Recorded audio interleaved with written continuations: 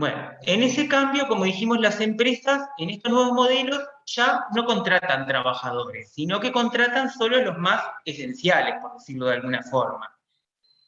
Y también se presenta una nueva forma de remunerar el trabajo. Desaparece la remuneración por tiempo de trabajo o tiempo a disposición y se le eliminan los denominados tiempos muertos. Se reduce solo a aquellos exactos minutos de dura la prestación de la tarea o el servicio que se concreta. Esto es importante que lo vean. En el régimen tradicional, cuando uno, o sea, ingresaba a una relación de trabajo, trabajaba y le pagaba una remuneración. Y esa por, digamos, ceder parte de su libertad. Y esa remuneración incluía no solo el trabajo, digamos, que por el tiempo específico que se trabajaba, sino también incluía otros tiempos de trabajo. Por ejemplo, díganme cuáles, chiquilines. Descanso, licencia. El descanso, la licencia, tal. Ahora, ese paradigma cambia, sino que se remunera es solo exactamente el tiempo efectivo de trabajo. Por ejemplo, cuando ustedes ven un conductor de Uber, les paga la remuneración que va a recibir ese conductor va a ser exactamente por el tiempo que esté conduciendo. Y no hay nada más. Cuando ustedes ven un rider, un repartidor de pedidos ya, él va a ganar exactamente por el tiempo que está trabajando y nada más. Y ese es un cambio, un nuevo paradigma, un cambio en cómo estas empresas planean sus negocios, rindiendo al máximo, digamos, ese tipo de prestación. Y también se manifiesta una mercantilización de los tiempos libres o de descanso para reutilizar algunos activos. ¿Ah? Eso es otro tema, es un discurso bastante de estas empresas de economía de plataforma. Nunca vieron, por ejemplo, propagandas de Uber mayormente, donde utiliza sus tiempos libres para, por ejemplo, conducir o ganar un dinero extra. Ahí hay una mercantilización de lo que es el tiempo libre de las personas. En base a todo esto surgen muchas denominaciones de cómo se denomina esta economía, ¿no? Entonces lo llaman New Economy, economía compartida, economía colaborativa, Gig Economy, economía de plataformas. Son todos términos que se parecen entre sí, pero que todos están en un estado como de evolución. Entonces ustedes pueden leer muchísimos autores y van a ver que todos les dicen cosas parecidas, pero no iguales de lo que está pasando. La economía colaborativa, que es la que nosotros nos interesa definir en esta clase, se circunscribe, ¿alguno sabe lo que es? ¿O tiene idea? Esta sí la escucharon alguna vez. No me digan que yo vengo con todas las novedades siempre, no puede ser. Sería donde el trabajador es un colaborador de la empresa más que un empleado. Claro, sí, por ese lado va. Se circunscribe a aquellas actividades, dice la economía, que consiste en intercambiar o compartir bienes tangibles o intangibles, gastos, tiempo, espacio, hobbies, mediante la utilización de las nuevas tecnologías y la digitalización, siendo necesario para considerarla como tal que la actividad no esté basada en un ámbito de lucro. ¿Ah? Son partes de la economía donde se utiliza la tecnología y la digitalización y hay cambio de bienes y de servicios. Sin embargo, la mayoría de los autores coinciden en que en este tipo de economía colaborativa no es necesario un ánimo de lucro. Cuando ustedes estudian o ven cómo venden su modelo de negocios estas empresas de plataforma, como Uber, Pedido Ya, Globo, Rappi, las venden bajo el eslogan de la economía colaborativa. Es decir, tengo colaboradores que lo que hacen es tienen un bien o un servicio que quieren brindar, y yo lo que hago pongo en contacto con otras personas que quieren ese bien o servicio. Y no son, por supuesto, empleados, son simples colaboradores. Sin embargo, cuando uno analiza el ánimo de lucro que tienen permanente, como que se aleja del concepto de economía colaborativa y se inserta al concepto de más de economía disruptiva. Ustedes me dirán, bueno, Bruno, al final de cuentas son conceptos muy teóricos. no hacen a la cosa. Pero hay un plano discursivo importante de estas empresas, en el sentido de vender su modelo de negocios en base a la economía colaborativa. Es decir, de que estas empresas lo único que hacen es intercambiar entre una persona que necesita un servicio y otra que quiere ofrecer. Pero cuando se analiza, digamos, profundamente lo que hacen, se alejan, se parecen más a una empresa común y corriente que lo que busca es un lucro y aprovecharse sirviéndose del trabajo ajeno. Por lo tanto, está bueno ver lo que son estos conceptos y ver si estas empresas verdaderamente se adaptan a estos conceptos de economía colaborativa. La prestación de servicios en plataformas digitales también se conoce como crowdwork o crowdsourcing. ¿Esto tienen idea lo que es? Crowdwork, traducido en inglés como trabajo en multitudes, ¿no? O trabajo de multitudes. Consiste en tomar una prestación, el crowdwork, de un servicio tradicionalmente realizado por un trabajador y descentralizarla hacia un indefinido y normalmente gran número de personas en forma de llamamiento convocatoria, utilizando para ello una plataforma. El crowdwork es básicamente el trabajo en plataformas. La empresa pone una plataforma a disposición y ahí hace un llamado para que lo utilice un número indefinido de personas. Salimos del esquema de la selección de personal, salimos del esquema del llamado a una persona para que realice un trabajo. Pongo la plataforma a disposición, las personas toman esa plataforma y a través de ella prestan el servicio. ¿Ah? Después hay distintas formas de clasificar el crowdwork. Existe el crowdwork, se puede clasificar.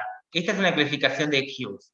El crowdwork online, que es el trabajo por medio del uso de aplicaciones informáticas que se realiza online.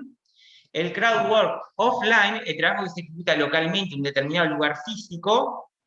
El genérico opera mediante plataformas genéricas, donde se oferta todo tipo de servicios. Y el específico, la plataforma oferta servicio de una actividad en concreto. Por ejemplo, hay plataformas, por ejemplo, Uber sería una economía de plataforma, pedido ya también, que se podría eliminar como crowdwork offline. Hay una actividad que se realiza online, porque todos agarramos nuestro teléfono, nuestro smartphone, llamamos un servicio de pedido ya. Pero indefectiblemente también hay una actividad offline, es decir, fuera de línea, porque el repartidor tiene que venir y entregarme la pizza, la Coca-Cola, lo que sea. Lo mismo el Uber. Hay una parte de actividad online, donde yo llamo al Uber, conecto para que me haga un transporte, pero hay otra parte que se tiene que ejecutar offline. Es decir, el conductor tiene que venir hasta donde yo le pido, hasta mi casa, mi domicilio, donde esté, y llevarme al lugar que le pido. Eso no se puede ejecutar a través de una plataforma, obviamente que se hace offline. Y hay otras plataformas que son exclusivamente online, donde todo el trabajo se hace online, ¿tá? Como Amazon Mechanical Park, o esas plataformas que son para cliquear y ganar dinero, ¿no? O esas plataformas que existen para que las personas describan, por ejemplo, imágenes de Google. Ahí todo se desarrolla online, ¿tá? Sin ninguna prestación, digamos, fuera de línea. Y después hay plataformas genéricas, es decir, que pueden brindar una gran cantidad de servicios, y también, o plataformas específicas, donde lo que se oferta es un servicio específico. Las que conocemos nosotros más son las plataformas de crowdwork específico, es decir, aquellas que me brindan el servicio de transporte, Uber, Cabify, aquellas que me brindan el servicio de reparto, Pedido Ya, Globo, Rappi, ¿no? El trabajo en línea no manual de alta habilidad también se puede clasificar el crowdwork. Esto lo hace Hughes. El trabajo en línea no manual de alta habilidad, prestado por plataformas como Upwork o People Per Hour. El trabajo en línea no manual de baja habilidad, prestado por plataformas como Clickworker, Crowdflower o Amazon Mechanical Turk. Y el trabajo, estas son plataformas todas en línea donde las personas por lo general lo que hacen es cliquear, describir imágenes, todo se desarrolla en línea. El trabajo manual de conductores, ejecutado fuera de línea, pero administrado en línea, prestado a plataformas como Uber, o Lyft, o Baklavar. Baklavar es una francesa que lo que hace es contactar un conductor, por ejemplo, cualquiera de nosotros va en el auto al trabajo. Entonces te va contactando con personas que están en esa ruta y que quieren ir para ese lugar también, digamos. Y el trabajo manual de servicios, mantenimiento, construcción ejecutado fuera de línea, pero administrado en línea, prestado por plataformas como TaskRabbit, Helping o MyHail. El servicio prestado por un repartidor, Glover, repartido pedido ya, o de VI, o de las plataformas digitales de servicio de entrega a domicilio, o el servicio prestado por conductores de Uber o Cabify, quedaría incluido en el tipo de trabajo manual de conductores ejecutados fuera de línea, pero administrado en línea, y podría clasificarse como Cloud Work Offline específico. ¿No? Esto es lo que le hablaba yo ahora de la cuestión terminológica, que ya lo pasamos, que le había hablado, ¿no? La cuestión terminológica de esta nueva economía o de la economía colaborativa. Todas estas empresas se aprovechan del término economía colaborativa atendiendo el discurso positivo que se basa en la acción de compartir y de la solidaridad que lleva íntegra. Sin embargo, cuando se inicia su actividad con un fin de lucro primordial y permanente, se desprende que ello es más que una estrategia para evitar responsabilidades. Por ejemplo, acá les puse una placa de Uber.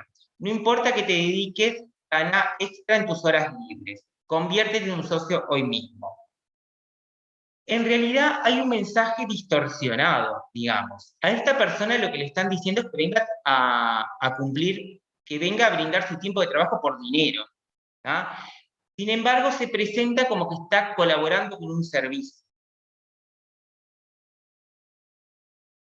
Cuando uno ve lo que hacen en realidad, no es tan distinto a lo que haría un trabajador, no es tan distinto a lo que haría un taxista, por ejemplo. Estas plataformas desean o están obligadas a romper con los moldes preestablecidos y alterar los nombres de las personas y de las cosas. Esta técnica no es tan inocente como parece, ya que tales alardes de memoria persiguen crear una narrativa y enviar un mensaje de ruptura con lo establecido.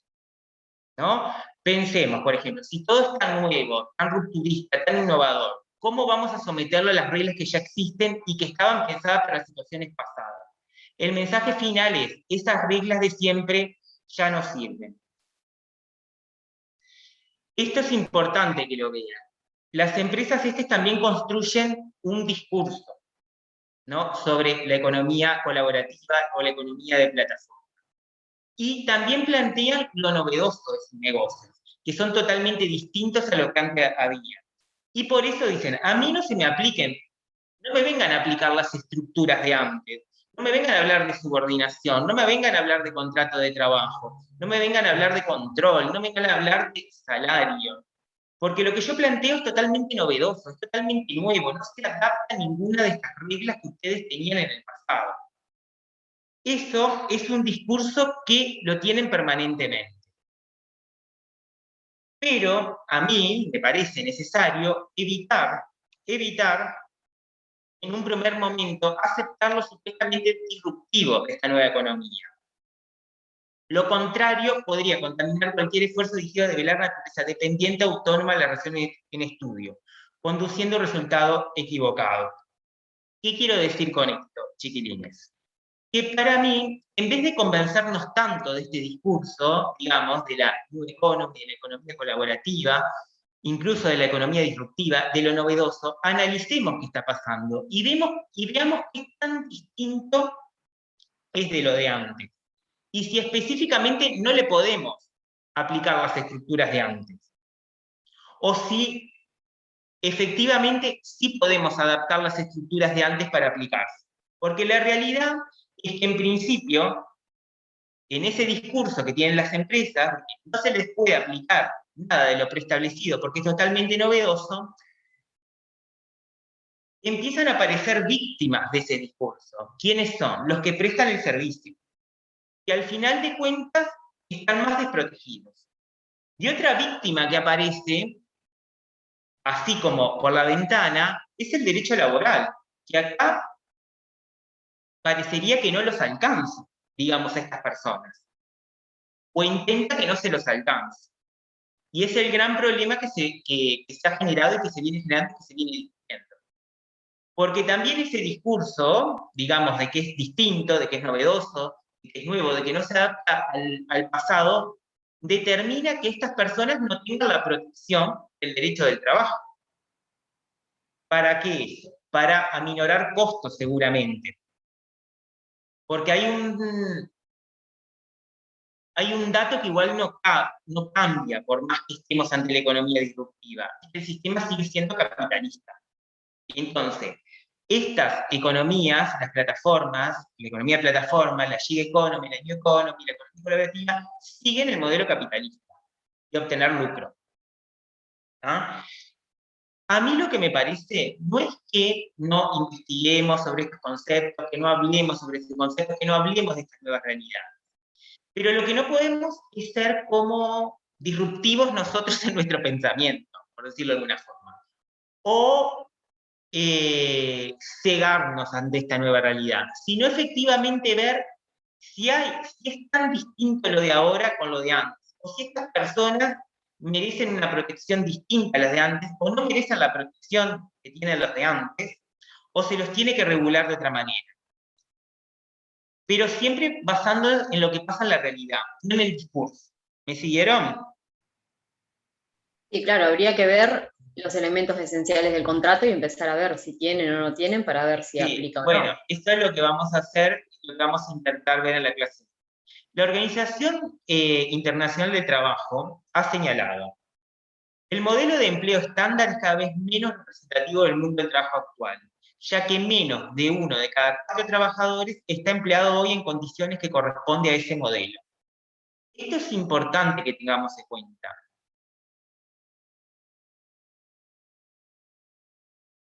Nosotros podemos discutir mucho, y lo vamos a ver, se sigue discutiendo, y hay juicios en todo el mundo, hay sentencias, sobre este tipo de prestadores de servicio, sobre si son trabajadores o no son trabajadores, si se le aplica el derecho del trabajo o si no se les aplica. Pero es una realidad instalada, no va a cambiar. Ahí viene el mundo.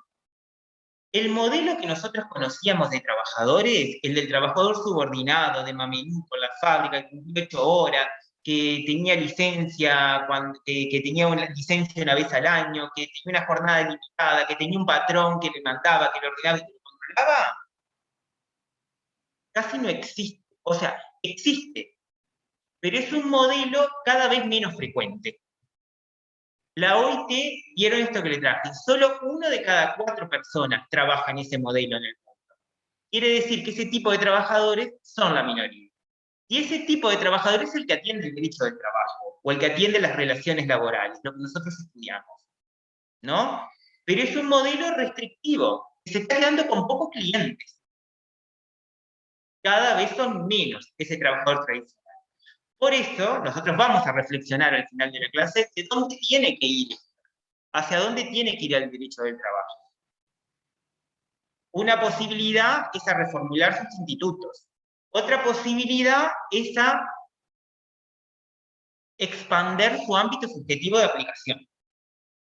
¿Ah? Otra posibilidad es resignarnos que el derecho de trabajo no puede proteger a estas personas. ¿Qué sería la que a mí menos me gustaría, digamos?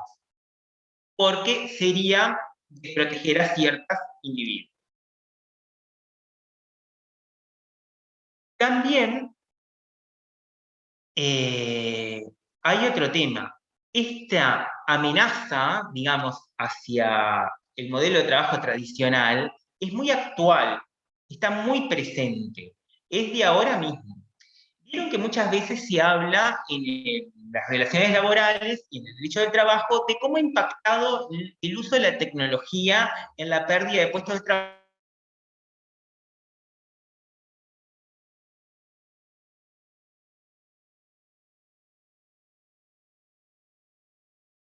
Muy presentes, como por ejemplo los cajeros, ¿no? Ustedes van a un supermercado ahora, y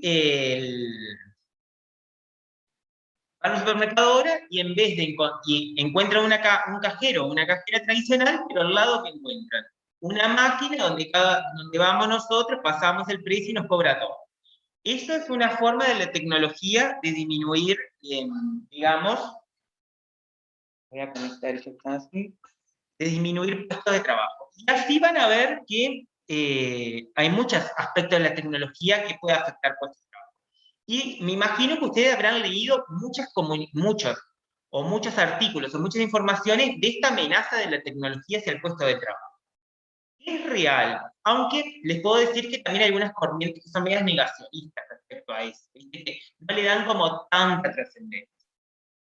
Sin embargo, parecería que es bastante real, que la tecnología va a invadir hacia disminuir puestos de trabajo. ¿Vieron cuando habla de industria 4.0, incluso ahora 5.0? Es decir, esa industria solo controlada por robots, o por máquinas, solo hay una persona que controla la máquina, y ahora hay robots que controlan la máquina, o sea, todo robotizado. Es una amenaza real, pero esta, de la economía colaborativa, de la gig economy, es una amenaza más actual que esa todavía. Está presente hoy en día, ¿no? Y es una forma de evadir la protección del derecho del trabajo. En Uruguay existen personas trabajando o cumpliendo servicios a través de plataformas. Tanto los que clasificamos como core work online, es decir, completamente en línea, como crowd work offline, tanto genérico como específico.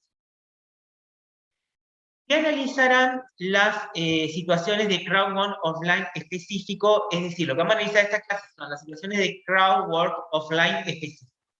¿Qué hace referencia a los servicios que se prestan a través de las plataformas? Uber, Cabify, PedidosYa, Globo, Uber Eats y Rappi. ¿Por qué nos vamos a enfocar en estas? Porque son las que más se parecen a la relación de trabajo tradicional que nosotros conocemos. Y además son las que nuclean la mayor cantidad de personas que en Uruguay trabajan a través de plataformas. ¿Me siguieron? Por eso nos dedicamos a esta. Eso no quiere decir que existan también plataformas totalmente online donde existan personas que trabajan en esas plataformas. Pero vamos a analizar específicamente esta de crowd work offline específico, porque son las que más se asemejan a una relación de trabajo tradicional, y además porque son las más comunes, las que más personas en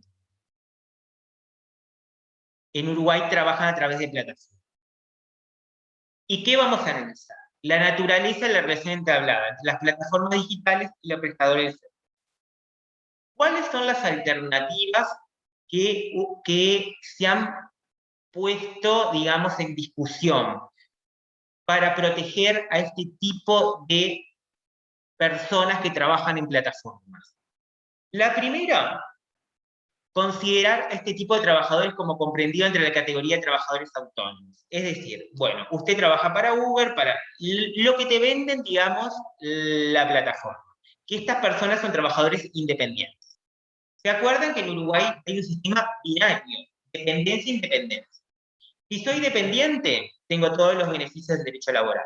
Si soy independiente, no tengo ninguno de los beneficios del derecho laboral. No es que no tenga ningún beneficio en ningún derecho, pero tengo muchos menos. ¿Cuáles me quedan básicamente si soy un trabajador independiente? Básicamente me quedan los de la seguridad social.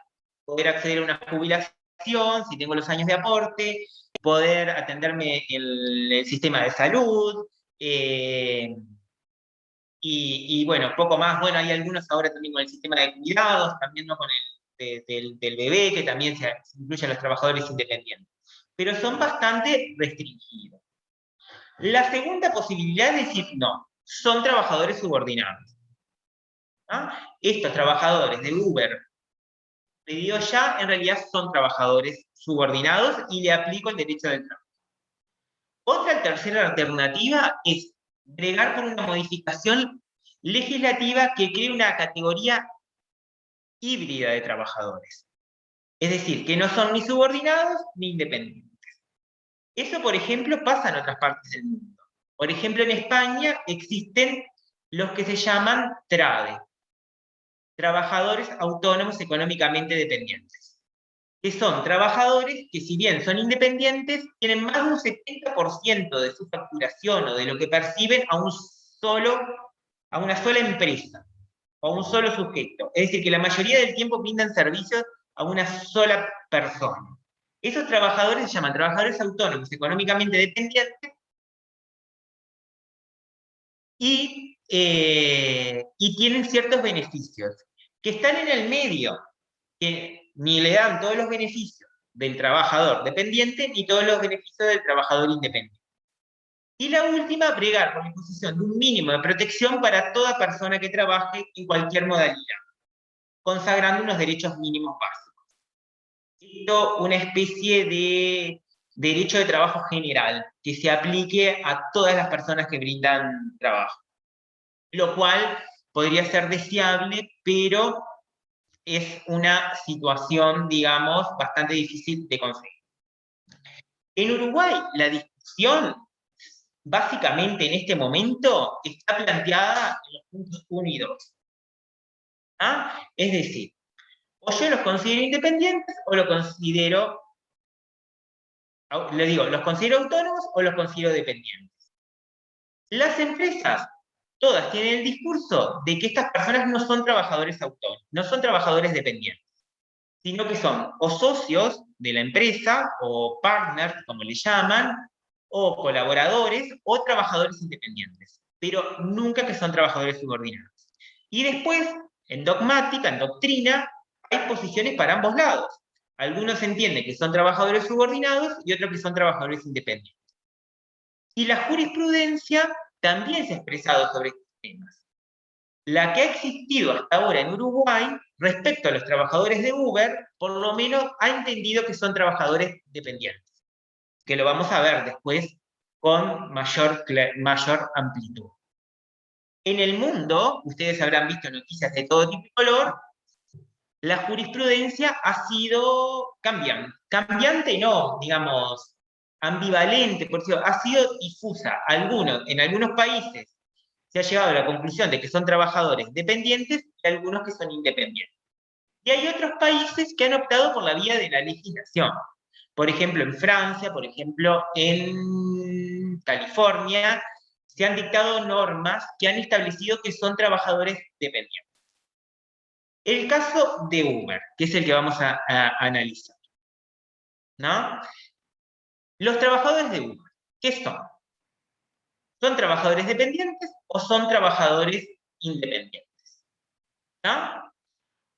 Uber entiende que en realidad sus conductores son colaboradores, son socios de la empresa. Lo que hace, o partners, como le llaman, o drivers, que también le llaman. Los conductores, lo que hace Uber, según su posición, es brindarle la utilización de una app, simplemente. Y los conductores se comprometen a utilizar esa app de una determinada forma que los ayuda a contactarse con otras personas que requieren de su servicio, pero no el de Uber, el del conductor. ¿Vieron la diferencia en el discurso de Uber? Para Uber, cuando nosotros nos contactamos con la plataforma para pedir un transporte, y esa plataforma nos envía un conductor, el contrato de transporte que existe, ¿con quién lo hacemos? Según Uber. Sí, Uber lo que dice es que en realidad ellos son el vehículo tecnológico, ¿no? Y que el contrato es entre el conductor y nosotros, y el conductor. pasajero. Que ellos se limitan a ser una empresa de tecnología que lo que hace es desarrollar una app, una plataforma, para poner en contacto a dos personas que tienen un mismo fin, que quieren una misma... Dos personas que necesitan lo mismo, o que se complementan lo que necesitan. Uno brinda un servicio de transporte y otro que lo quiere. Y lo único que hace Uber es contactarlos, pero no brinda el servicio de transporte. Y así también lo pone en sus contratos, en el contrato que hace con el socio conductor. Después, en los hechos, todos sabemos que ese discurso no se presenta claramente, porque cuando cada uno de nosotros llamamos a Uber, nos parece que estamos contratando con Uber, no con el socio conductor. Pero bueno, vamos a seguir en el adelanto. Acá les traje algo que siempre me gusta citarlos, porque me parece lindo. Lord Weathermoon, que era un señor inglés, un lord inglés, laboralista también, decía que la relación de trabajo se puede comparar con un elefante, porque cada observador considera esencial un rasgo distinto del mismo, la trompa, las patas, la altura. Sin embargo, nadie tiene dificultad de distinguir un elefante de un rinoceronte. Lo que quería decir Lord Weathermoon con esto es que la relación de trabajo todos sabemos lo que es, pero siempre intentamos como destacar uno de los aspectos, o la actividad personal, o la subordinación, o la ajenidad, ¿no? Y es un poco la discusión que se da en este tema de Uber, que todos decimos son independientes o independientes, como atacando un solo punto, digamos. ¿Qué pasó? Lord Weathermoon no conoció Uber, por supuesto. Entonces, no pensó que le iban a disfrazar tanto a aquel elefante, me imagino, ¿no? Lo chequeé y falleció antes de que apareciera Uber. Entonces, claro, le disfrazaron a aquel elefante, era un Dumbo, y le complicaron la situación, porque Uber presenta algo totalmente novedoso. Tan novedoso, es tan inteligente Uber que hasta el capital se lo ponen los trabajadores, por decir, no quiero adelantar posición, digamos, pero hasta el capital se lo ponen los conductores, hasta el auto, hasta la nafta, todo. Imagínense hasta qué punto llegó Uber de inteligencia en el planteo de su negocio, que hasta le ponen el capital los trabajadores. Es más que una cooperativa incluso. El desafío es vislumbrar las características de relación entre Uber y sus conductores, socios o drivers, y definir ante qué estamos, y si ello es alcanzado por el derecho laboral. Lo primero que se ha discutido es si Uber es una empresa de tecnología o es una empresa de transporte.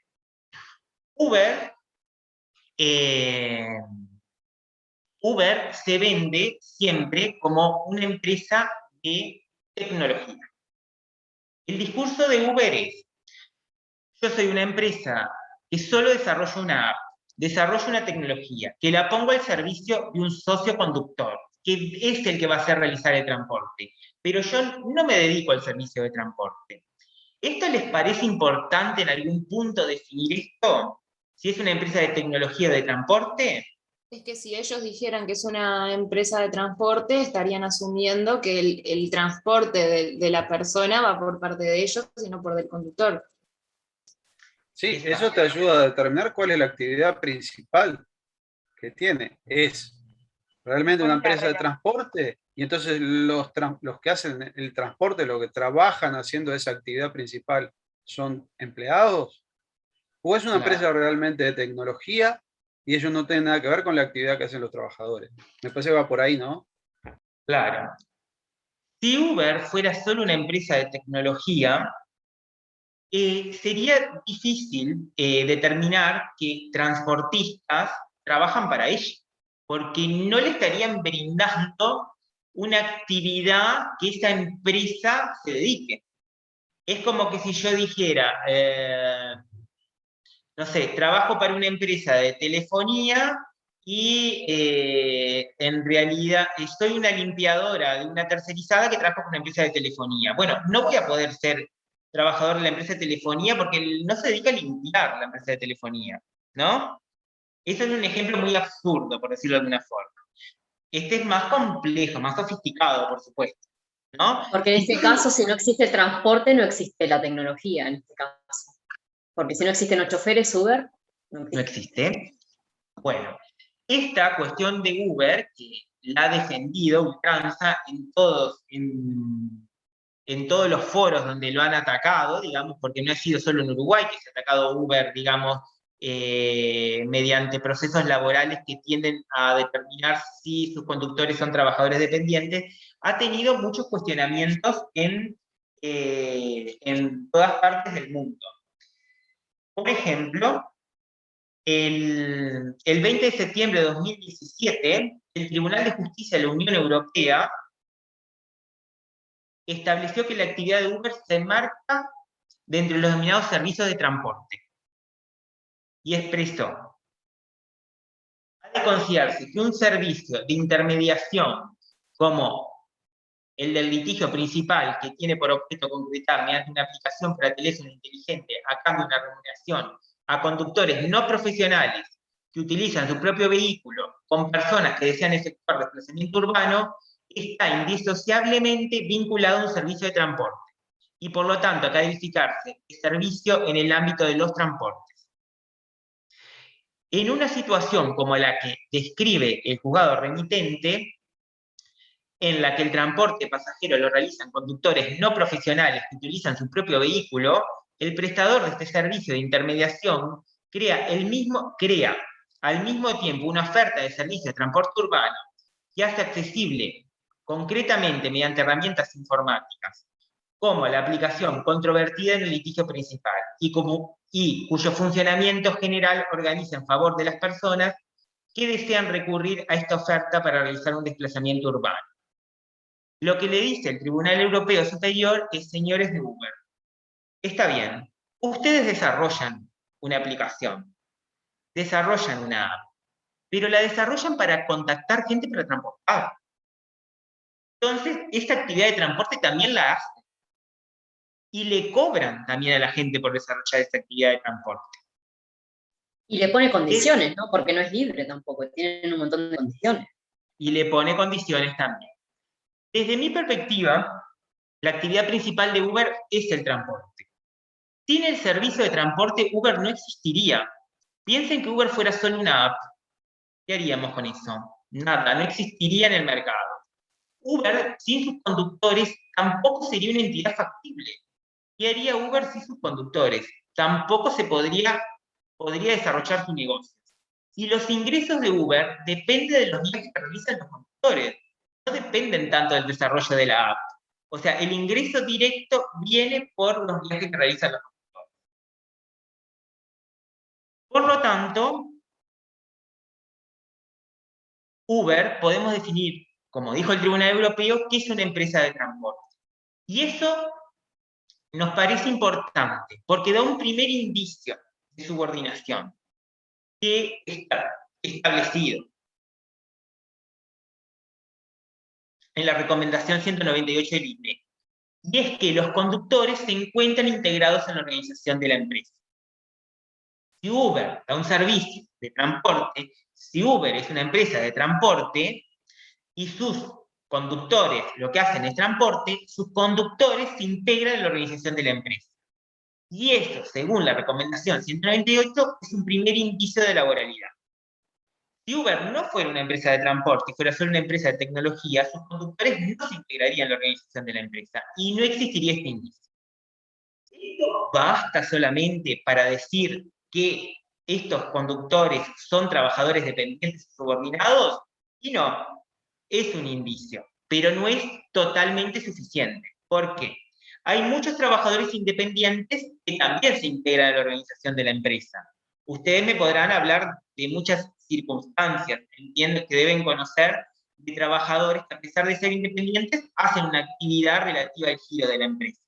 Entonces, este es un primer indicio, es muy importante, pero no nos puede salvar el partido con esto. ¿Me siguen, chiquilines? Pero sí es importante. Después habría que ver si se dan los otros elementos de la relación de trabajo. Acá le puse 3: actividad personal, onerosidad y durabilidad. ¿tá? Y el otro que falta, el principal que tenemos que analizar, el que viene después, que es el de la subordinación. De la actividad personal, parecería que está presente la actividad personal. Porque, o sea, el socio conductor es el que tiene que desarrollar el transporte. Cuando recién surge Uber en el mercado, que lo van a ver si leen el artículo que escribí yo, ahí había como elementos contradictorios porque se diferenciaba de lo que podía ser un socio de un conductor. Incluso un socio podía tener varios vehículos registrados que conducieran varios conductores. Entonces Uber dijo, miren, acá no hay actividad personal, incluso no hay tanto que hasta el contrato mismo permite que un socio tenga varios coches y que lo manejen distintos conductores. Por lo tanto, nunca puede haber actividad personal. Ahí lo que había que contestarle en su momento era que, bueno, que eso se tenía que definir en base al principio de primacía de la realidad. Yo puedo poner un contrato que puedo contratar a mis conductores, pero si en la realidad soy el único conductor, doy la actividad personal y no me sustituyo, ahí es actividad personal, por más que el contrato diga que tenga la posibilidad de hacer otra cosa. ¿Entienden?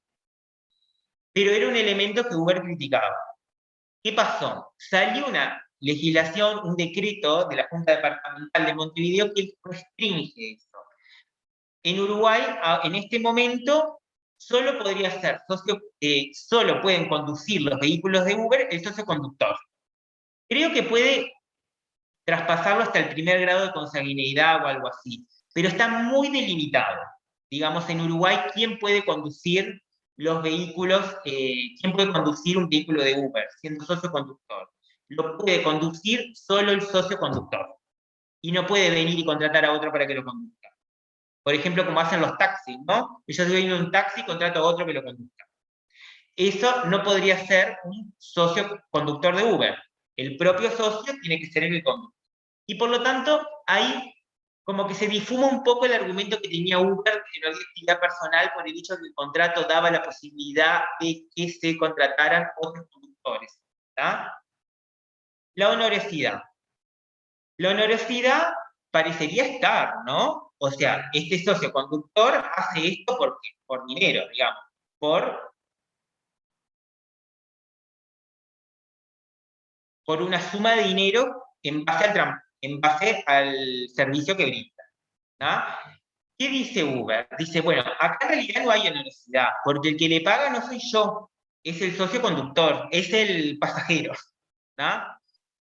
Y eso es otro tema que es discutible, porque en realidad Uber entiende que el contrato lo tiene con el socio conductor, con el pasajero. Y por lo tanto dice, no hay elemento de onerosidad, yo no le pago nada al socio conductor, es la plata del pasajero. La realidad parece ser bastante distinta a eso, porque lo que hace el socio conductor es cobrar una suma de dinero por el transporte que realiza, un transporte que le indica Uber que tiene que realizar. Y además Uber se queda con una parte de ese transporte.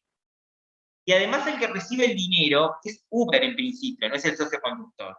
Entonces, el elemento de onerosidad,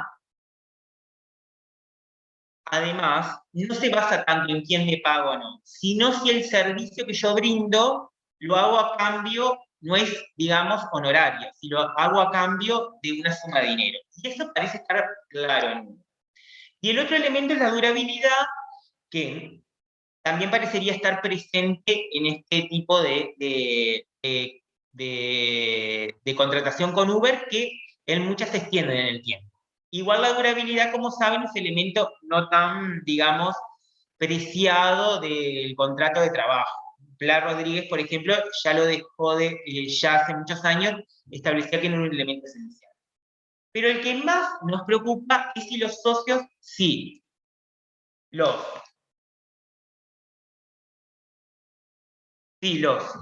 conductores de Uber son subordinados o no, si existe subordinación en los conductores de Uber. La compañía, es decir, Uber, entiende que la subordinación no se presenta. ¿Ah? Dicen, acá no hay subordinación. Fundamentalmente, basándose fundamentalmente en la libertad que poseen los conductores de conectarse en el momento que quieran, que lo deseen, y por la cantidad de tiempo que también lo deseen. Vieron que ese es un discurso muy clásico de la compañía. Es decir, ¿cómo van a decir que acá son trabajadores subordinados si acá cada uno se conecta como y cuando quiere? Yo no le digo ni cómo conectarse, ni cuándo conectarse, ni a qué hora. Él es libre. No puede ser un trabajador dependiente, si es libre. ¿Nunca escucharon ese discurso? Eso es un dato que, si bien puede estar por el contrato, de que es libre la aceptación del socio conductor o no, de conectarse o no conectarse, la realidad es que de los datos estadísticos surge que los socios conductores tienen que trabajar muchas horas para ganar un salario acorde. Por ejemplo, para un trabajo de 12 horas diarias, todos los días de la semana, por cada mes de trabajo, asciende a 41.000 pesos, por ejemplo, el saldo neto. Entonces, ese dato de Uber, que habla de que es libre, de que se conectan cuando quieren, en los tiempos libres, en los ratos libres, no es un rato que se asemeje a la realidad. Tampoco el hecho de yo no tengo un horario fijo, no puede ser un elemento excluyente de tener un contrato de trabajo, una relación de trabajo. Ustedes conocerán muchas personas que no tienen un horario de trabajo fijo, igual son trabajadores subordinados. Digamos, puede ser un indicio, pero no puede ser un elemento único para determinar que una persona no es un trabajador subordinado. ¿Qué indicios hay de subordinación en el caso de los conductores de Uber? Uno primero, que el precio del servicio es fijado por la empresa, sin ninguna posibilidad de negociar por parte del socio. ¿Alguna vez ustedes se subieron a un Uber y el conductor le dijo son 20 pesos más o son 10 pesos menos? O alguna vez le pueden plantear a un socio conductor de Uber, bueno, si me llevas hasta la casa de mi abuela de vuelta, hasta la casa de mi tía, 3 kilómetros más, te doy 200 pesos más. No, el precio es absolutamente fijado por Uber. No hay ninguna intervención del socio conductor. Entonces, uno se pregunta, ¿cómo justifica Uber su discurso de inexistencia de un contrato? ¿Cómo justifica Uber su discurso de inexistencia de un contrato de transporte entre los pasajeros y Uber? Más difícil todavía. ¿Cómo entiende Uber que el contrato de transporte es entre el pasajero y el socio conductor si ni siquiera el socio conductor le puede fijar el precio, que es un elemento esencial del contrato de transporte? Porque, ¿qué es el contrato de transporte? El transporte es el pago, ¿no? Entonces, si el conductor no puede fijar el precio de ese transporte, ¿cómo se puede sostener que está suscribiendo o pactando un contrato de transporte con el pasajero, si ni siquiera le puede fijar el precio? Ya ahí es un primer elemento endeble de la construcción de Uber. ¿Me siguen? El tipo de condiciones o sugerencias incluidas en las pautas de servicio y que el socio debe observar supone una injerencia de parte de la empresa que se acerca más a un contrato de trabajo que un arrendamiento de servicio. Cuanto leen el contrato con el socio conductor, tiene toda una cantidad de sugerencias. Por ejemplo, esperar hasta 10 minutos que una persona se presente en el lugar donde lo llamaron. Bueno, hablar con simpatía, bueno, una cantidad de sugerencias, ¿no? Eso parecería que estar más cerca de un contrato de trabajo subordinado que de un arrendamiento de servicios. La facultad unilateral de cancelar el servicio del socio que no cumpla con las sugerencias o pautas de servicio o que recibe informes negativos necesarios. Uber puede bajar la aplicación al socio conductor. Y hay algo que el socio conductor hace mal. Es verdad que no es el mismo ejercicio del poder disciplinario que estamos acostumbrados nosotros, ¿no? Que es la nota con la notificación, la sanción, el pedido de descargos, todo eso que nosotros tenemos en mente del trabajador subordinado. Pero sí hay una posibilidad de que Uber le diga, señor, usted no cuenta más, usted no puede transportar más gente. ¿Ah? El poder de control potencial de la plataforma sobre el modo en que el servicio se prestaba. Hay una tendencia a decir que no es tanto importante el control que uno ejerza, sino el que se puede ejercer. Y Uber ejerce mucho control sobre los socios conductores.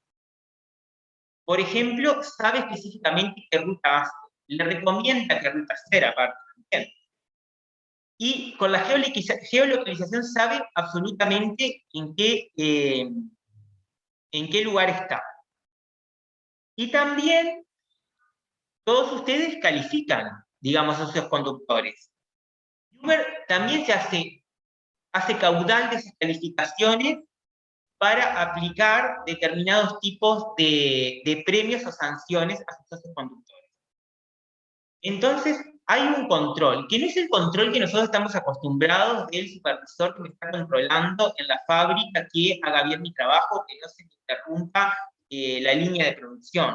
Pero es un control incluso más intenso de ese. Está todo el tiempo saben qué está haciendo. Las posibilidades de que Uber asuma la solución de alguno de los problemas que pueda tener el socio en la ejecución del servicio de transporte. Vieron que muchas veces ustedes pierden un elemento, un teléfono, un documento, ¿y con quién se contactan? Con Uber. Después Uber se va a contactar con el conductor. El primer contacto es con Uber. Obviamente que también hay indicios de independencia, ¿no? Es decir, hay indicios de que estas personas no son trabajadores subordinados. Primero, es el conductor quien define la cantidad de tiempo que dedicará al servicio. Eso es real. Yo no tengo un horario de trabajo, ¿no? Segundo, es el socio quien debe proporcionar el vehículo y hacerse cargo de los gastos. Este es el más difícil, chiquilines. Porque acá es cuando ataca la agilidad, ¿no? ¿Se acuerdan que uno de los principios del derecho del trabajo era la agilidad de los riesgos? Y uno de los elementos también del contrato era la agilidad. No definitivo, pero un elemento que da un indicio importante. Sin embargo, acá no hay una agilidad absoluta. Porque ¿quién pone el auto? El socio conductor.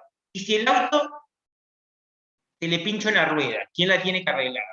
El socio conductor. Y si tiene una multa, el socio conductor. Aunque se acuerdan que había ciertas circunstancias donde Uber se hacía cargo de las multas. Principalmente cuando se instaló Uber por primera vez, que le sacaban las chapas a los socios conductores, Uber iba y se hacía cargo de esa situación. Otro elemento que tiene que ver con la independencia es la ausencia de órdenes directas de cómo debe prestarse el servicio. Ahora estoy bien. Más allá de las sugerencias que realiza la compañía. Es decir, Uber no es como un patrón que está ahí al lado que le está diciendo qué tiene que hacer. La imposibilidad de control directo sobre la forma en que se presta el servicio, sin perjuicio de aspectos que sí pueden controlarse en el tiempo real, como la ruta que se sigue el vehículo, el tiempo de viaje y la calificación del servicio de los usuarios. Y la inexistencia de exclusividad. Todos estos elementos son indicios de independencia. ¿Cuáles son algunos aspectos que me interesa destacar? En ese juego de la independencia, dependencia, vieron que en nuestro derecho no hay una norma que establezca cuándo somos un trabajador subordinado o no subordinado, ¿no? No existe. Entonces tenemos que jugar en ese juego de los indicios para determinar si estamos en un trabajador subordinado o no. ¿Qué aspectos me gusta destacar a mí? Uno, que existe una dirección de la actividad del conductor. Es Uber quien le indica qué usuario debe transportar al momento de aceptar el viaje, y el conductor no tiene conocimiento dónde se dirige su usuario. Es decir, Uber es el que le dice a quién tiene que transportar y a dónde lo tiene que transportar. Eso, en términos de subordinación, es dirigir la actividad de otra persona, ¿no? Si yo soy un conductor, si Uber es una empresa de transporte, y me dice a quién tengo que transportar, cómo lo tengo que transportar, dónde lo tengo que transportar, cuánto le tengo que cobrar, la realidad es que hay una dirección de mi actividad.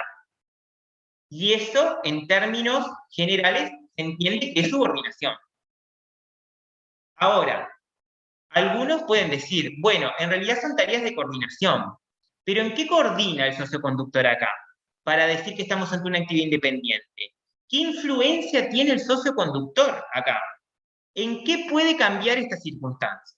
Parecería que en poco, ¿no? Otra cuestión, el control siempre está presente. Es verdad que no es el control, como dijimos, del jefe del supervisor, pero tengo geolocalización. Uber sabe dónde estoy. Tengo un seguimiento de la ruta. Uber sabe qué ruta hice. Y tengo la calificación que me realizan los conductores, que también Uber lo utiliza para ciertas circunstancias, como bajar una aplicación. Entonces, el control no es el control humano que veíamos antes, pero es un control digital totalmente presente en todo momento. No tiene la posibilidad del control humano de desaparecer por instantes. Este está todo el tiempo. Entonces, es difícil sostener que hay menos control que en el trabajo tradicional. En realidad, parecería que hay más control que en el trabajo tradicional. El otro es el problema de la agilidad. Que en realidad, la agilidad, como lo conocemos la agilidad, no se presenta en este caso. Porque el socio pone el vehículo, porque el socio se hace cargo de ciertas contingencias. ¿Está? Entonces, ese elemento no está. El tema es que, porque no existe un elemento, no quiere decir que no estemos ante un trabajador, ¿no? Hay trabajadores que cobran comisiones, en cierto punto corren un riesgo de la empresa. Eso no los aleja de ser un trabajador subordinado. ¿Ah? Hay trabajadores que ponen su vehículo para trabajar, eso nos aleja de ser un trabajador subordinado. Hay trabajadores que ponen herramientas. Yo, por ejemplo, si no me funcionó bien la computadora hoy, era mía, y la estoy poniendo para trabajar en la facultad. Y nadie se le ocurre decir que no estoy subordinado a la facultad. Bueno, sería un funcionario público, digamos, otra cosa. Pero a nadie se le ocurre que no hay dependencia. ¿Entienden lo que digo? Y sin embargo, puse un elemento para trabajar. ¿Cuántos de ustedes ponen su computadora, sus cosas para trabajar? ¿Y son subordinados o no? Siguen siéndolo. ¿Ah? Acá parecería más importante porque, bueno, es el auto, digamos, que es como lo que mueve todo el negocio, digamos, por decirlo de alguna forma.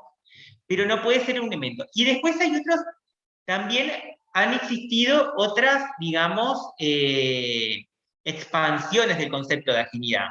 Y se habla, por ejemplo, ahora de agilidad en la marca, que los conductores no pueden tener ninguna influencia en la marca de Uber, o agilidad en la información, que no tiene acceso a ninguna de la información de la empresa. ¿Son los conductores de Uber dependientes? Estas son las conclusiones que yo hice. En primer lugar, existe una integración del trabajador en la organización de la empresa. Como vimos, Uber es una empresa que podemos entender que es una empresa de transporte y no una empresa de tecnología. Por lo tanto, ahí se da un primer indicio de laboralidad. El trabajo se realiza según instrucciones y bajo el control de Uber, como dijimos.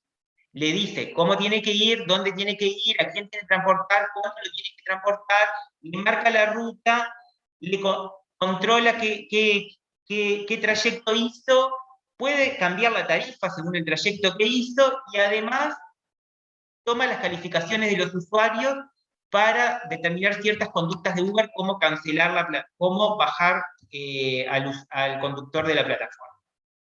El trabajo es efectuado único principalmente en beneficio de otra persona y el trabajo presenta cierta duración y continuidad. También se presenta dependencia económica de los conductores, es decir, que la mayoría de los conductores dependen de ese trabajo económicamente. La dependencia económica, si bien no se ha expandido en Uruguay, se puede tomar como un indicio de subordinación y está establecido en la recomendación 198.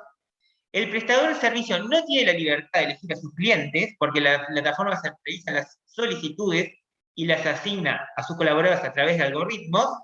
El precio se fija por medio de algoritmos mediante un mecanismo predictivo que impone al trabajador una ruta particular de la que no tiene elección, y al mismo tiempo la empresa se reserva la opción de ajustar los precios del trabajador no elegido una ruta eficiente. Y también, como dijimos, actividad personal y el servicio es oneroso. ¿Ah? En base a todas estas circunstancias, entendemos que en el caso de los conductores de Uber, se presentan los elementos principales de un contrato de trabajo y de una relación laboral. Y obviamente flexibilizando el concepto de subordinación, atendiendo un nuevo modelo de negocio que es creado por la propia empresa. Desde mi perspectiva, los socios conductores de Uber son trabajadores dependientes de la compañía. Eso también es lo que han fallado las sentencias en Uruguay. Yo les colgué dos sentencias, una de primera instancia, que es de la jueza Julia Medero, del Tribunal de Apelaciones de Trabajo de sexto turno, y otra sentencia del Tribunal de Apelaciones de Trabajo de primer turno, del 2020 ambas.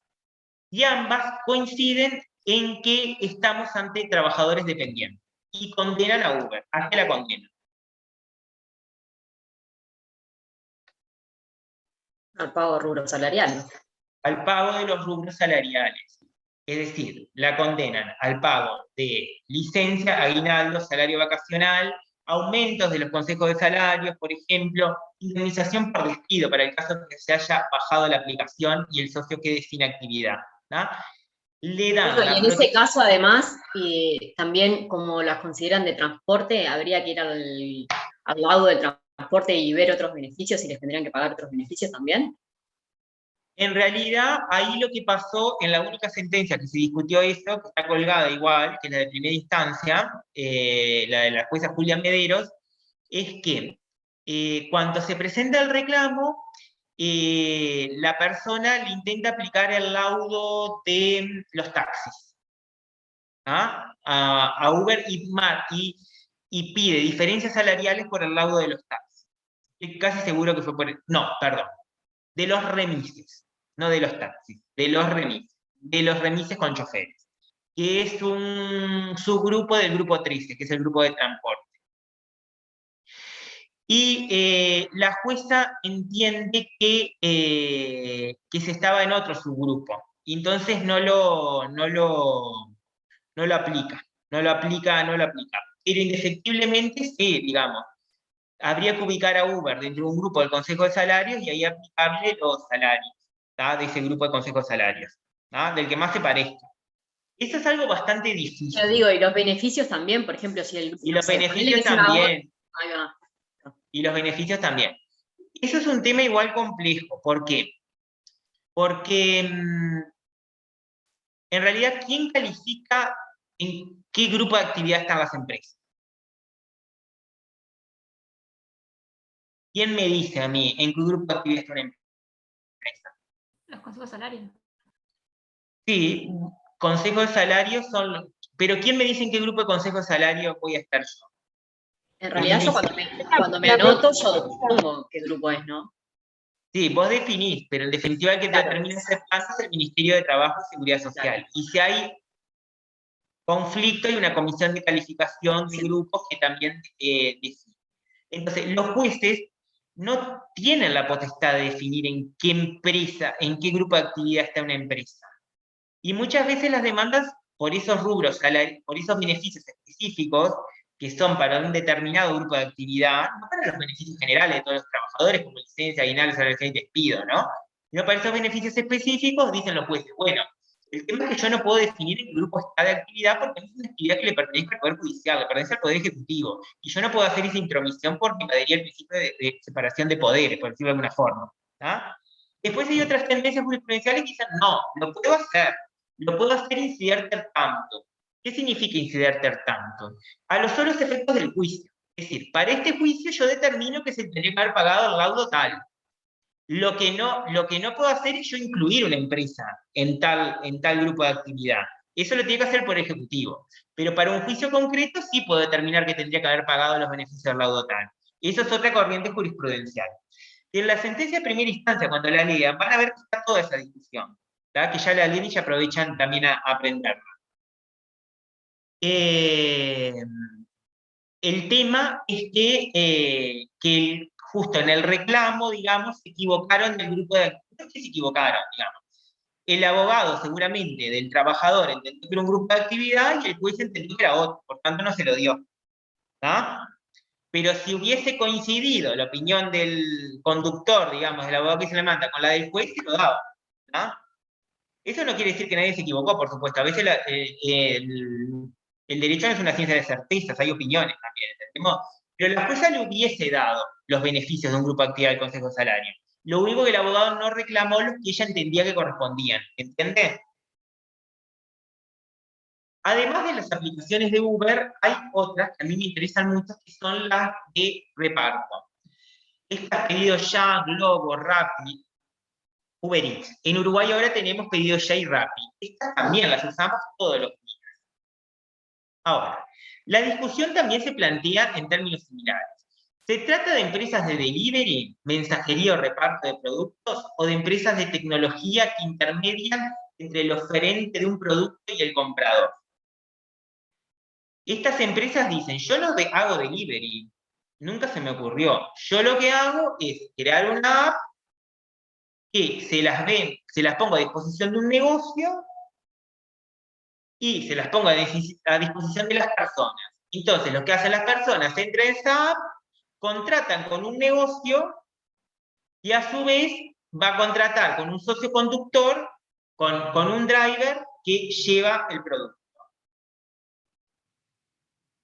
En el ámbito contractual, digamos, de estas aplicaciones, nuevamente, el que tiene el contrato con el rider, digamos, es la persona que pide el producto. O sea, ustedes que pidieron la milanesa ayer de noche, ustedes son los que contratan con el rider. ¿Ah? Lo cual también es discutible. Al igual que se señaló en el caso de Uber, desde mi perspectiva, se debe concluir que estas empresas no se limitan al desarrollo tecnológico de una aplicación, sino que la actividad principal es el reparto de los productos. Y en ese sentido, los repartidores, riders, rovers, rapiditeros, esa son las formas que se llamaban, se encuentran también integrados en la organización de la empresa. Ahí nuevamente la misma discusión de Uber. Si son una empresa de tecnología, no estarían integrados. Pero si son una empresa de transporte, o mensajería o delivery, sí estarían integrados. A mí me parece bastante claro que son empresas de delivery, que lo que se dedican es al transporte de productos, ¿no? En ese sentido, estas personas estarían integradas en la organización de la empresa.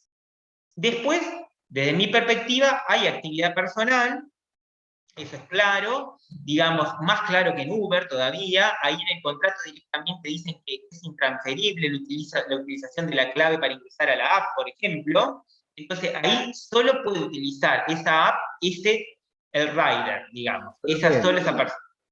¿Sí? He visto pila también que pasa en pedidos ya y eso, que a veces va una persona manejando la moto y hay otra atrás con el celular que es la que acepta los pedidos. Ahí como que se estaría vulnerando la actividad personal. Sí, puede ser. Nunca había escuchado eso, pero lo voy a investigar, ¿no? A ver si pasa. Pero sí, nunca vi yo verdaderamente, pero sí, ahí se estaría vulnerando. Sí, verdaderamente sí. Pero, ¿será algo permitido por la aplicación para vos o será algo que utiliza el rider como para conseguir más No, lo clientes? utiliza el rider para conseguir más clientes, porque ¿viste? Eso es tipo, según quien lo acepte primero o cosas así. Entonces, como para, mientras que estás conduciendo, no estar con el celular, va la persona atrás y lo acepta. Ah, bien. Pero en principio, si nos manejamos en términos, digamos, no patológicos, habría actividad personal. Hay onerosidad, desde mi perspectiva también, al igual que en el caso de Uber. O sea, estas personas hacen ese trabajo a cambio de una suma de dinero, ese reparto, y hay una durabilidad. ¿Son los riders trabajadores subordinados? Indicio de dependencia. De independencia, digamos, ahora de que son independientes. No hay un compromiso de prever una cantidad mínima o máxima de encomiendas.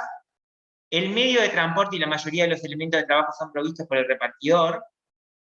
En cualquiera de las aplicaciones se sostiene que no hay exclusividad de la persona que presta el servicio y tampoco existe un régimen de horario a cumplir y el rider se desempeña sin sujeción de orden en funciones intensas.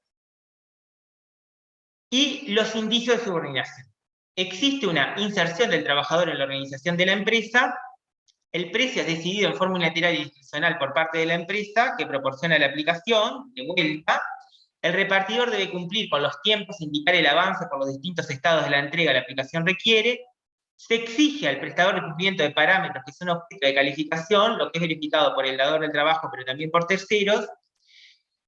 También hay un sistema de control del rider, digamos, por geolocalización se controla cuánto demora en hacer el pedido, si demoró mucho, si demoró poco, y la empresa se reserva el derecho de desactivación de la plataforma digital en caso que se desempeñe el repartidor en forma discrecional sin necesidad de invocación de causa.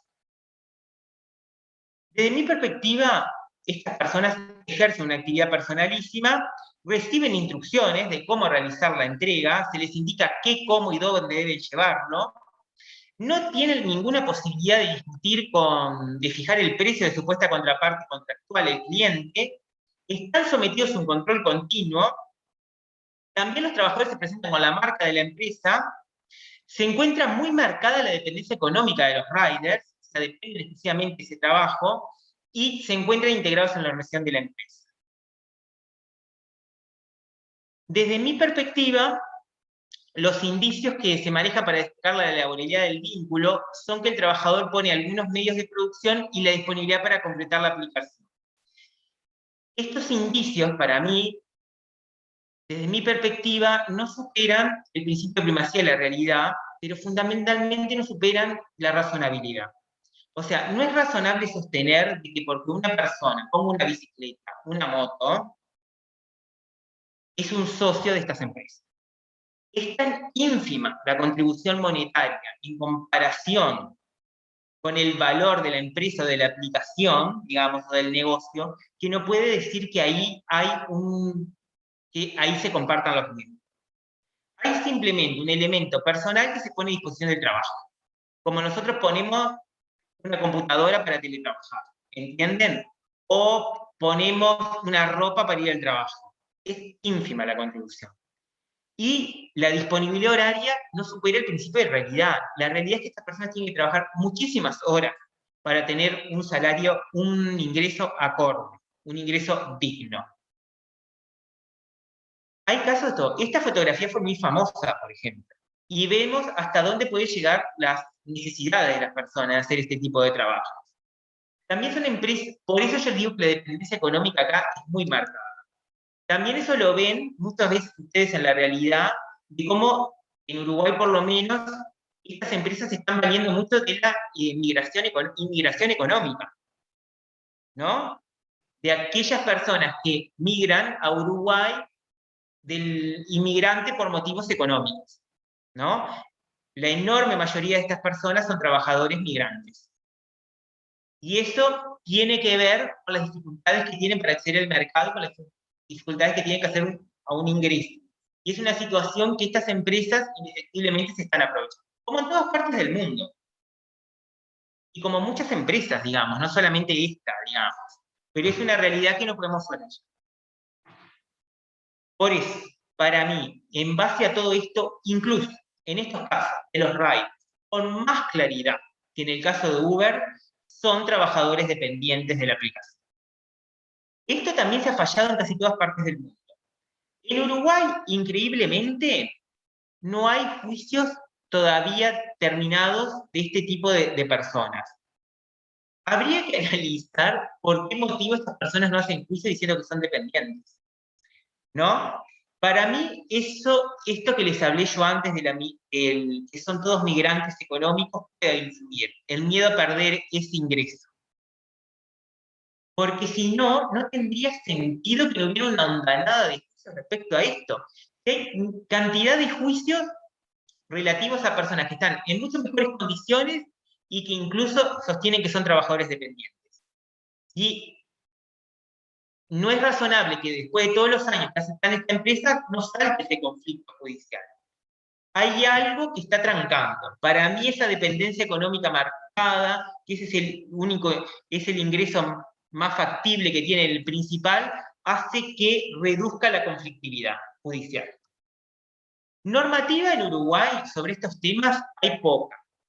Hay un decreto 36.197 y complementario de la Junta Departamental de Montevideo que regula las condiciones para que uno pueda conducir un Uber. Hay uno similar en la Junta Departamental de Maldonado. Después el decreto 48/2007 regula toda la parte tributaria, de cómo tienen que tributar los conductores de Uber, incluso Uber mismo. El 119 del 2017 habla de aspectos de seguridad de transportadores en motocicletas, que le exige tener casco, un curso de capacitación. Y también hay un proyecto de ley de prestación de servicios mediante plataformas informáticas que ha quedado súper trancado. La realidad es que todas estas normas son colaterales. No termina de definir si una persona es dependiente o independiente. No analizan ese aspecto. ¿tá? La única norma que más se parece a la laboralidad es el decreto de la Junta Departamental de Montevideo que permite trabajar hasta 8 horas, digamos, recorridas o hasta 12 interrumpidas, digamos, como conductor de Uber. Pero no se puede definir que en base a esto exista. Respecto a la jurisprudencia, ya se las mencioné, que hay sentencias de Uber que determinan que son dependientes, ya las tienen colgadas. A ver cuánto nos queda, 7 minutos. ¿Cuál debe ser la actitud, digamos, qué debería ser el derecho del trabajo frente a este fenómeno?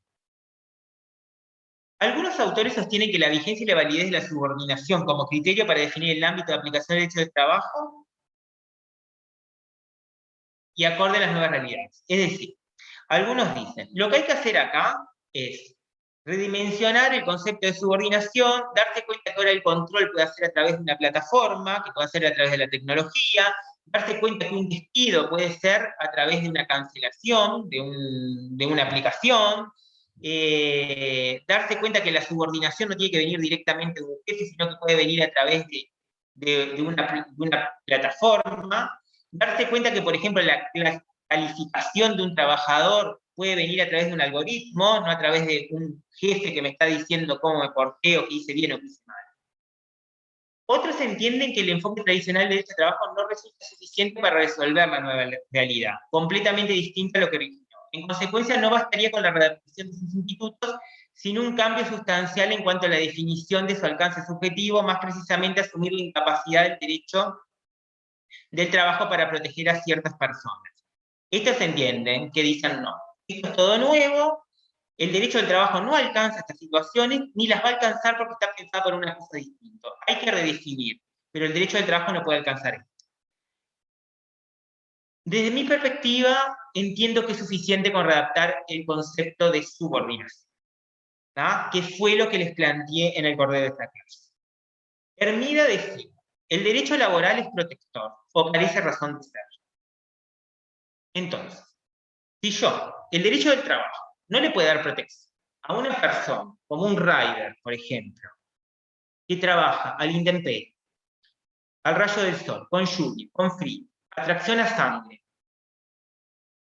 que tiene que trabajar constantemente para ganar una suma acorde, un ingreso acorde, que además tiene un control permanente a través de una aplicación, que además le pueden bajar esa aplicación si no hace bien su trabajo, en una especie de despido a través, un despido digital, por decirlo de una forma. Si el derecho del trabajo no puede proteger eso, no tiene razón de ser verdaderamente. Ahí le doy la razón a mí. Yo creo que en estos casos se puede readaptar el derecho del trabajo y que alcance este tipo de personas. ¿Es deseable si una regulación? ¿Qué se podría hacer? ¿Qué podríamos cambiar en nuestro derecho para hacer esto? Una cosa que podemos hacer es consagrar una presunción de subordinación a que aprecie el trabajo humano. Eso es algo que podría ayudar a estas circunstancias. Después, otra cosa que se podría hacer es sustituir el concepto de subordinación jurídica por la subordinación económica. Otra cosa que se podría hacer es directamente dictar una ley que diga que son trabajadores subordinados.